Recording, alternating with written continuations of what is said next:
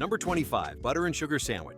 2 slices of white bread, soft butter spread thick, granulated sugar sprinkled heavy until it sparkles like fresh snow. The butter melts slightly under pressure, dissolving some sugar into a paste that's pure childhood comfort. This wasn't breakfast planning. This was mothers making sweetness from pantry staples when candy money didn't exist. The combination hits with buttery richness cut by crystalline sweetness, texture somewhere between sandwich and makeshift dessert. Rural Southern children remember this as sick day food or reward after hard chores, the kind of indulgence that cost virtually nothing but meant everything. The downside shows immediately in nutritional emptiness, just refined carbohydrates and fat with zero protein or vitamins to sustain morning labor. Modern palates find it cloyingly sweet, almost painful in its simplicity, lacking the complexity we now expect from food. Number 24. Cold biscuits with syrup or jelly. Yesterday's leftover biscuits split down the middle, their dry interior suddenly receptive to whatever sweetness the pantry offered. Cane syrup drizzled thick, transformed stale bread into something soft again, soaking through layers until every bite carried that earthy molasses flavor. Homemade jelly, plum or grape or whatever fruit survived summer canning, spread thick provided fruity brightness against butter's richness. This was standing by the door breakfast, eaten quickly before heading to fields or factories, convenient and portable in ways hot meals couldn't match. The beauty lived in its refusal to waste, turning previous night's baking into next morning's fuel through nothing but preserved sweetness. Negatives pile up under examination. Stale biscuits lack the flaky pleasure of fresh ones, their texture gone cardboard unless thoroughly soaked. The meal provides minimal nutrition, mostly empty carbohydrates that burn fast, leaving workers hungry before lunch. Temperature matters here in unfortunate ways. Room temperature biscuits with cold jelly lack the comfort heat brings to morning eating. It's fundamentally lazy cooking, requiring zero effort or skill, which feels disrespectful to breakfast's importance as day-starting ritual. Number 23. Grape jelly and meat, patty sandwich. Depression-era ingenuity created strange bedfellows, and this combination exemplifies that desperate creativity. Cheap canned meat, patty, usually organ meat and fillers pressed into dubious shapes, met bright purple grape jelly in combinations that confused taste buds completely. The jelly's sweetness masked the metallic tang. Cheap processed meat carried, creating psychological comfort that transcended the sum of its parts. Rural Georgia and West Virginia kitchens served this regularly, mothers understanding that children would eat questionable protein if sweetness came along for the ride. The sweet-savory contrast actually works on some primal level, sugar-enhancing meat flavors, while fat smooths out jelly's sharpness. Major problems emerge immediately upon inspection. The meat quality ranges from poor to horrifying. Mystery ingredients bound with chemicals that shouldn't constitute breakfast. Nutritionally, it's confused, neither properly sweet nor savory, failing to satisfy either craving effectively. The flavor combination feels accidental rather than intentional, a culinary Frankenstein born from limitation rather than inspiration. Number 22. Peanut butter and pickle sandwich.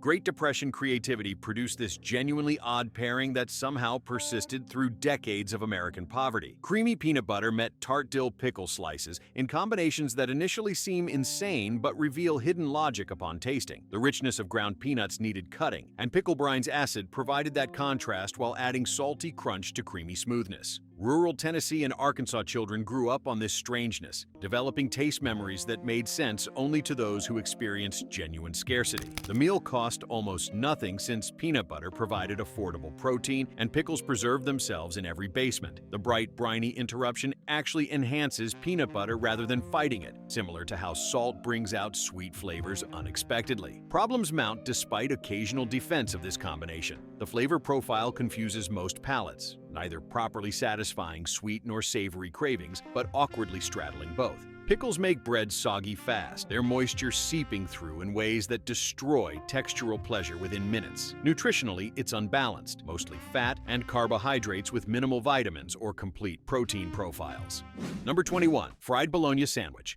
Single slice of bologna, scored across its center to prevent curling, hits cast iron with that distinctive hiss that meant breakfast was imminent. Salt and smoke filled small kitchens instantly, the smell of processed meat crisping at edges carrying strange nostalgic power for those who knew it. The transformation mattered here, room temperature bologna being merely sad while fried bologna achieved textural pleasure through caramelization and fat rendering. Pressed between soft white bread with yellow mustard or fried egg, it became working-class sustenance that traveled well well and filled bellies adequately. The meal required minimal skill and cooked in minutes, perfect for mothers managing multiple children before school while preparing for their own long workdays. The crispy edges provided textural contrast to soft bread, creating the kind of bite variation that makes simple sandwiches interesting. Major issues can't be ignored even through nostalgia's soft focus. Bologna ranks among the lowest quality processed meats, its mystery ingredients and chemical preservation, raising health concerns completely justified. The sodium content reaches dangerous levels, a single serving providing most of daily recommended limits, even before bread and condiments add more. Nutritionally, it offers minimal benefit, mostly fat and salt with protein of questionable biological value compared to real meat.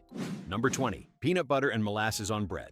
Before grocery stores carried endless spreads, families roasted peanuts themselves, grinding them with spoons or stones into rustic butter. Dark molasses drizzled over created sticky, strong-flavored combinations that lingered on the tongue long after swallowing. The spread was intensely flavored, thick and adherent, soaking into bread's edges while clinging to its center, every bite delivering concentrated taste. For children, it meant treat status. For adults, it provided the fuel needed for sustained physical labor that defined most working lives. The combination spoke directly to thrift and resourcefulness, maximizing flavor from ingredients already present rather than requiring purchases. The molasses brought iron and minerals refined sugar lacked, providing genuine nutritional benefit alongside its sweetness, while peanuts delivered protein and fat for sustained energy. Significant drawbacks reveal themselves quickly. The combination is overwhelmingly thick and sweet, cloying to modern palates accustomed to more balanced flavors and lighter textures. It sticks to teeth and mouth unpleasantly, requiring serious liquid accompaniment to wash down properly and avoid that coated feeling. The earthy, almost smoky taste of molasses polarizes eaters, some finding it sophisticated, while others consider it unpleasantly reminiscent of burnt sugar.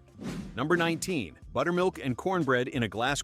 Crumbled cornbread dropped into cold buttermilk creates something between beverage and meal. Served in heavy glasses with spoons, the tangy buttermilk softened yesterday's cornbread while adding its characteristic sour bite, creating textures ranging from suspended crumbles to completely dissolved mush. This was hot weather breakfast for southern summers when stove heat became unbearable, providing sustenance without adding kitchen temperature. Farmers ate this before fieldwork. Elders took it on porches during dawn's cool hours, the ritual as important as nutrition. Some added salt or pepper for sharpness, while others left it plain, letting buttermilk's natural flavor dominate the experience. The cooling effect mattered enormously in pre-air conditioning South, breakfasts that refreshed rather than heated bodies already facing brutal temperatures. Problems emerge from perspective shifts. The texture disgusts many modern eaters, that soggy, crumbly consistency, neither liquid nor solid but awkwardly suspended between states. Buttermilk's sour taste requires acquired appreciation, its fermented flavor reading as spoiled to those unfamiliar with cultured dairy products.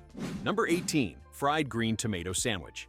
Late summer urgency produced this dish when frost threatened and unripe tomatoes needed harvesting immediately. Thick slices rolled in seasoned cornmeal, fried until golden, created the perfect contrast between crispy exterior and tart, firm interior. The acidity cut through cornmeal's richness while maintaining structural integrity that ripe tomatoes would lose to heat and pressure. Tucked between soft bread with mayonnaise or remoulade, they transformed garden necessity into legitimate pleasure, proving resourcefulness could be delicious. The meal appeared at church gatherings and family dinners, shared with pride rather than apology, especially throughout Georgia and the Carolinas. The bright tartness woke up taste buds effectively, providing genuine flavor interest beyond mere sustenance, while the crispy coating delivered textural satisfaction. Issues can't be overlooked despite regional popularity. Preparation requires oil and effort, frying demanding attention and creating mess that quick. Breakfasts shouldn't need. The tartness works better as side dish than main breakfast component, its acidity potentially harsh on empty stomachs before coffee. Seasonally, it's limited, available only during that brief window between garden surplus and killing frost, making it unreliable.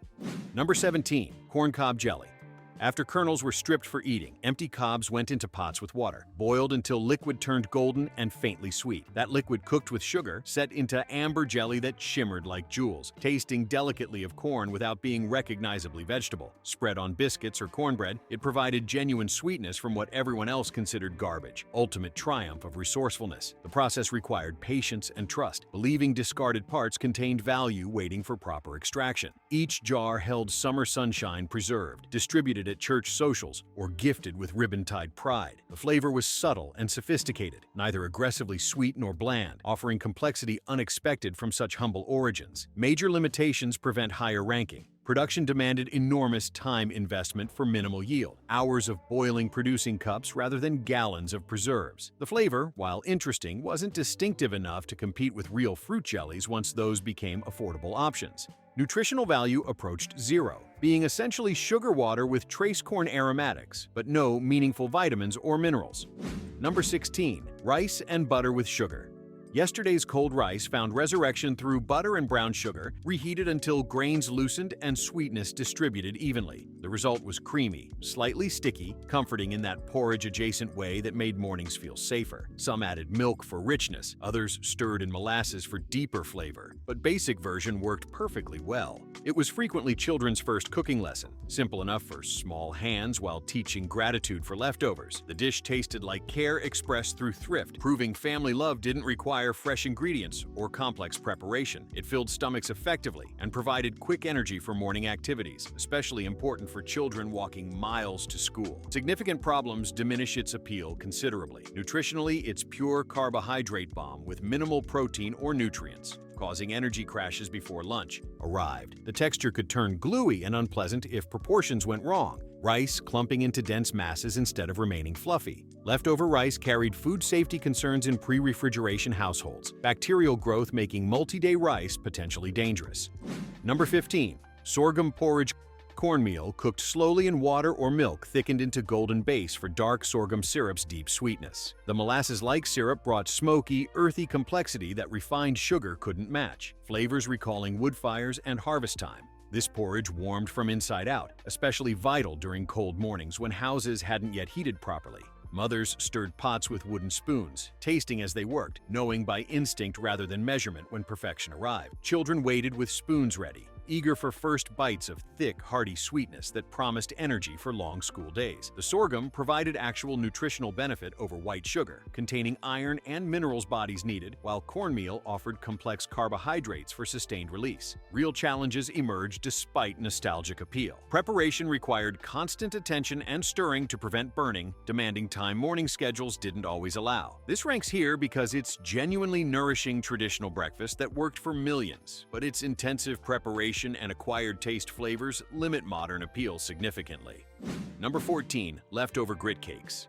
Yesterday's pot of grits, poured into pans and chilled overnight, solidified into sliceable blocks ready for morning transformation. Cut into rounds or squares, they fried in bacon grease until crispy golden outside while staying tender inside. The process exemplified waste not philosophy, giving new life to what others might discard. These cakes often tasted better than original grits, the frying adding textural complexity and smoky richness fresh grits lacked. Served with eggs, syrup, or eaten plain, they provided substantial stick-to-rib satisfaction. The golden crust caught light beautifully, looking as good as it tasted, visual appeal adding to morning pleasure. Major benefits include versatility in serving options, working equally well with savory or sweet accompaniments depending on mood and available ingredients. Drawbacks can't be ignored even by devoted fans. The preparation required advanced planning, needing previous night's grits specifically saved, and molded rather than eaten completely. It places here because it's clever repurposing that actually improves the original dish, demonstrating how limitation forced creativity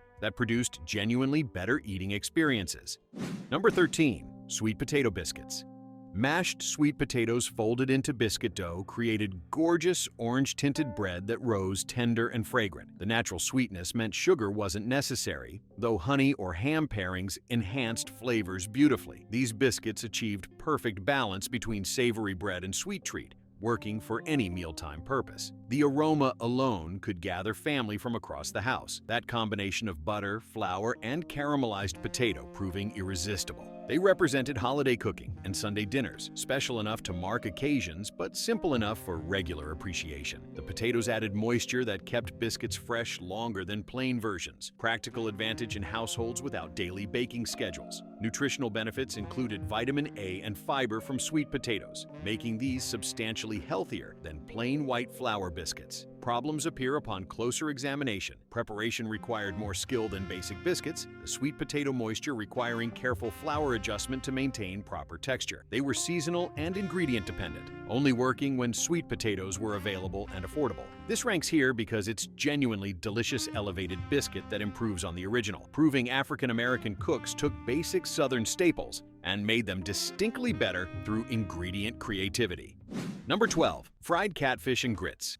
Fresh-caught catfish rolled in seasoned cornmeal, fried until golden crispy, served alongside creamy, butter-enriched grits created weekend breakfast that felt like celebration. The crunch of properly fried fish met smooth grits in perfect textural harmony, while flavors ranged from mild fish sweetness to rich corn earthiness. This was Rivertown food, communities near water having access to fresh protein that inland families lacked. The smell alone announced special occasions. That distinctive fried fish aroma pulling people to tables with genuine excitement. Hot sauce and lemon were common accompaniments, brightness cutting through richness in ways that made every bite interesting. The meal provided complete protein from fish, plus sustained energy from grits, actually, balancing nutrition thoughtfully. Preparation created community ritual, multiple generations gathering for fish frying events that combined food with social bonding. Significant challenges limit its practical appeal. Fresh catfish required proximity to water sources and fishing knowledge, not universally available resources. This place is here because it's genuinely delicious special occasion breakfast that showcases African-American culinary skill at its finest, but its requirements prevented it from being everyday sustenance for most families.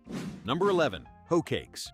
The name itself tells the story. Cornmeal cakes originally cooked on hoe blades over field fires when no kitchen existed nearby. Just cornmeal, salt, and boiling water shaped into rounds, fried until crispy golden outside while staying soft inside. They represented ultimate survival food, requiring no eggs, milk, butter, or anything beyond the most basic pantry staples. The crackling sound as they hit hot skillets became kitchen music, promising sustenance was mere minutes away. Eaten with honey, syrup, or alongside greens and beans, they stretched minimal ingredients into filling meals. The edges turned wonderfully crispy while centers stayed almost bread-like, textural contrast making simple ingredients interesting. Cultural significance cannot be overstated, this dish connecting directly to field labor and the hardest years of African-American history. Substantial problems emerged despite historical importance. Nutritionally, they're mostly empty calories, cornmeal providing some nutrients, but nothing approaching complete nutrition. They're dry without accompaniment, requiring butter or syrup to be properly palatable. Additions that increased cost and calorie count. This ranks here because it's historically crucial but culinarily basic, the kind of food that kept people alive without necessarily making life enjoyable. Yet its persistence proves sometimes survival. Food is exactly what situations require. Number 10. Hot buttered hoe cakes. These evolved from basic hoe cakes through the crucial addition of melted butter immediately upon cooking, transforming simple into sublime. The butter soaked into hot cornmeal, softening centers while edges stayed crispy, creating richness basic versions lacked completely. The aroma intensified dramatically with butter's addition, that combination of corn and dairy fat making kitchens smell welcoming and warm. They became slightly more special than everyday hoe cakes, the butter addition marking occasions worth celebrating even modestly. The transformation showed how minimal upgrades could elevate poverty food towards something approaching pleasure rather than mere sustenance. Butter added crucial fat and vitamins, making these marginally more nutritious than dry hoe cakes. The improved texture and moisture meant they stayed edible longer, not hardening into inedible rocks within hours. Issues still plague this version despite improvements. Butter was expensive luxury many families couldn't afford regularly, making these occasional treats rather than daily breakfast options. The addition didn't fundamentally change nutritional profile, still mostly empty carbohydrates with minimal protein or complete nutrition. They remained historically painful food, the name and origin story overshadowing any taste improvements butter provided. Skill requirements increased slightly, timing butter addition for maximum absorption requiring practice and attention. This places higher than basic hoe cakes because butter's addition shows culinary thinking beyond survival toward pleasure, demonstrating how even poor families sought ways to make hard lives slightly sweeter when possible. Number 9. Fatback and eggs.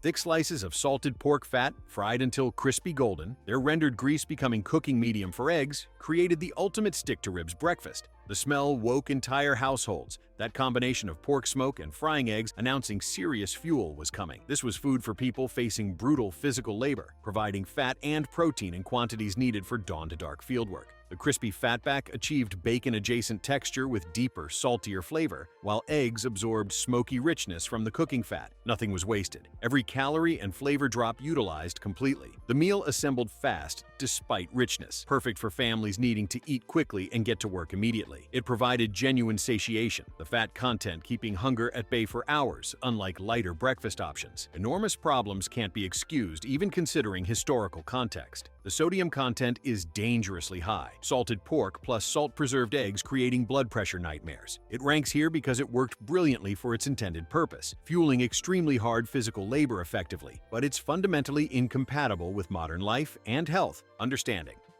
Number 8. Field pea fritters. Mashed field peas mixed with cornmeal, onions, and flour dropped into hot oil transformed humble leftovers into golden, crispy breakfast that brought genuine joy. The exterior achieved perfect crunch while interior stayed soft and flavorful, that textural contrast elevating simple ingredients dramatically. These fritters were born from thrift, but became traditions, families actually looking forward to them rather than viewing them as making-do food. The combination of beans and corn created more complete protein than either alone, showing intuitive nutritional understanding before modern science explained it. They could accompany savory dishes or be drizzled with syrup for sweet breakfast, versatility adding to their appeal. The earthy flavor satisfied in ways refined foods couldn't, that sense of connection to soil and harvest providing psychological nourishment alongside physical. They held together well and traveled effectively, perfect for packed lunches or eating while working. Significant issues prevent higher placement. Preparation required advanced planning, needing leftover peas specifically rather than working with fresh ingredients. This ranks here because it's genuinely clever transformation that improved leftovers dramatically, showing how African American cooks refused to accept that poverty food had to taste poor. Number 7. Molasses and biscuit mornings.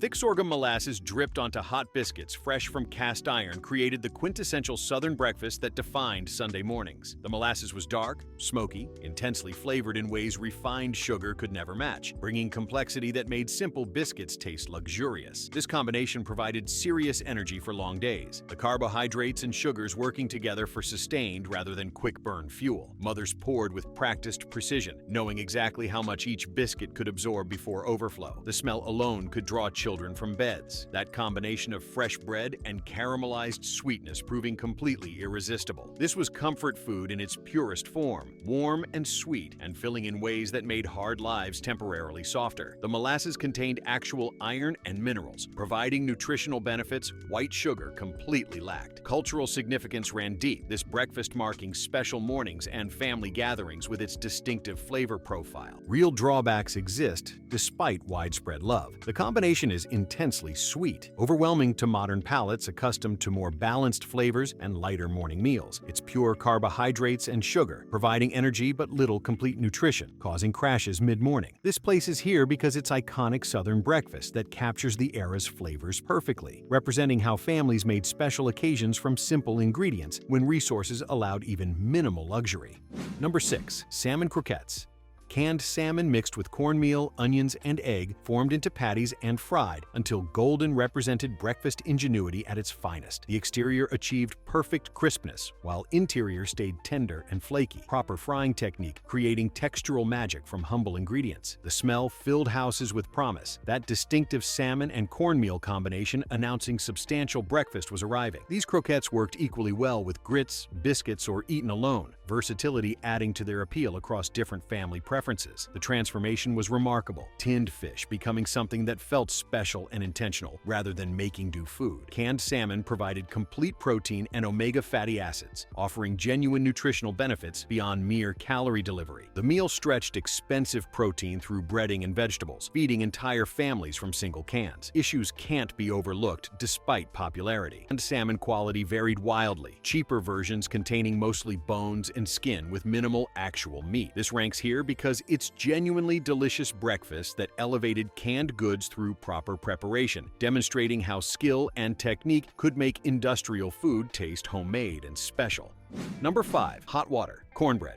Boiling water mixed with cornmeal and salt, shaped by hand and fried until golden, created the fastest, simplest breakfast that still delivered satisfaction. The texture was distinctive, crispy shell protecting soft, steaming interior that tasted purely of corn without distraction. This bread required no rising time, no special ingredients, nothing beyond the absolute basics every household maintained. The crackling sound as batter hit hot fat became morning's first music, signaling food would arrive within minutes. Eaten with honey, syrup, or alongside greens and beans, it stretched meager ingredients into filling meals. The speed was crucial for families needing to eat fast and start work immediately. No waiting for dough to rise or ovens to heat. Cornmeal was cheaper than wheat flour, making this accessible even when finances were desperate. Cultural importance is undeniable, this bread appearing at nearly every traditional Southern breakfast table for generations. Substantial limitations prevent top ranking. Nutritionally, it's mostly simple carbohydrates with minimal protein or fat, energy that burns fast without lasting satiation. The bread dries out quickly, becoming hard and unpalatable within hours rather than staying fresh like yeast breads. Frying required cooking fat that was expensive and not always available, limiting how often this could be made. The texture, while initially appealing, could turn greasy and heavy if oil temperature wasn't controlled properly. This places here because it's the foundation stone of Southern breakfast, teaching that substantial meals don't require complexity or expense, just skill and the simplest ingredients transformed through heat. Number 4. Grits with cheese and scallions. Slow-cooked grits stirred with sharp cheddar and chopped scallions created rich, savory breakfast that felt genuinely luxurious. The cheese melted into creamy perfection, while scallions added brightness and color, transforming plain cornmeal into something special. This was Sunday morning food, taking time and attention that weekday schedules didn't allow, but rewarding patience with extraordinary flavor. The aroma filled houses completely. That combination of corn, cheese, and onion announcing celebration was happening. Texture was impossibly smooth and creamy. Each grain softened perfectly without turning to mush, the kind of consistency requiring real cooking skill. This dish demonstrated how simple additions could elevate poverty food towards something middle-class families would serve proudly. The cheese provided protein and fat, while scallions added vitamins, actually improving nutritional profile beyond basic grits. Problems exist despite widespread adoration. Cheese was expensive luxury many families couldn't afford regularly, making this occasional treat rather than daily breakfast. Preparation demanded constant stirring and attention, grits requiring patience and care to achieve proper consistency. The richness could be overwhelming first thing in morning, heavy, and filling in ways that didn't work for everyone. Fresh. Scallions required either garden access or market purchases, seasonal limitations affecting availability. This ranks here because it's peak comfort food that shows how simple ingredients combined thoughtfully create breakfast worth gathering for. Proving soul food elevates basic components through technique and care. Number 3. Buttermilk biscuits. Flour, baking powder, cold lard, and tangy buttermilk folded gently and cut with drinking glasses created the breakfast foundation that defined Southern mornings. These biscuits rose tender and flaky, their edges golden and bottoms crisp from cast iron contact, smelling like home itself. Mothers made them before dawn without measuring cups, using only hands, memory, and feel passed down through generations. Split open and filled with ham, eggs, jam, or just butter, they transformed any accompaniment into something special. The texture was miraculous, soft interior with slight crisp to the outside, each layer separating perfectly when pulled apart. This was daily grace made edible, proving breakfast didn't need wealth to feel abundant and welcoming. The skill involved was profound. Good biscuits separating capable cooks from true kitchen artists. They represented love made tangible, mothers rising early to provide fresh bread before families started their days. Minor issues exist even for this beloved staple. Preparation required time and advanced planning, impossible for rushed mornings when speed was essential. The layered was expensive and not always available, substitutions often producing inferior results that disappointed everyone. Skill barriers prevented younger or less experienced cooks from achieving proper results, creating family hierarchies around who made the biscuits. They didn't keep well, becoming hard within hours and losing all their glory if not eaten fresh. This ranks here because it's the breakfast gold standard, what every other Southern morning meal was measured against, proving carbohydrates didn't have to be boring or purely functional, but could be transcendent when made with skill and care. Number 2. Fried salt pork with red-eye gravy.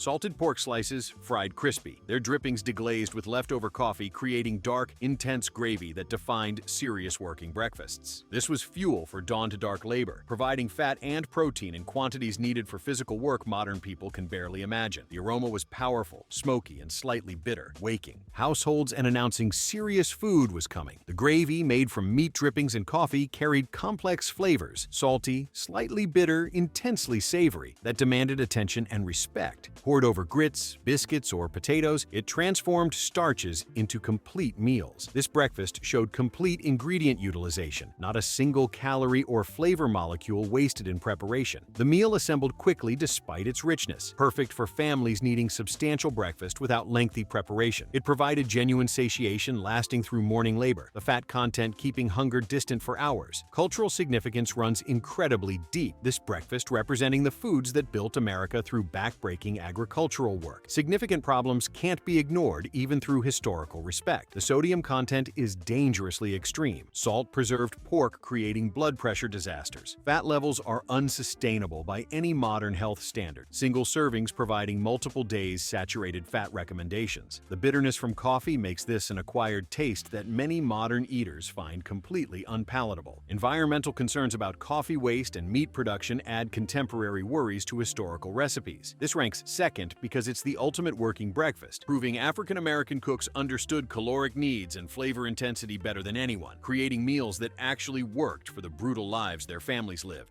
Number 1. Smothered pork chops.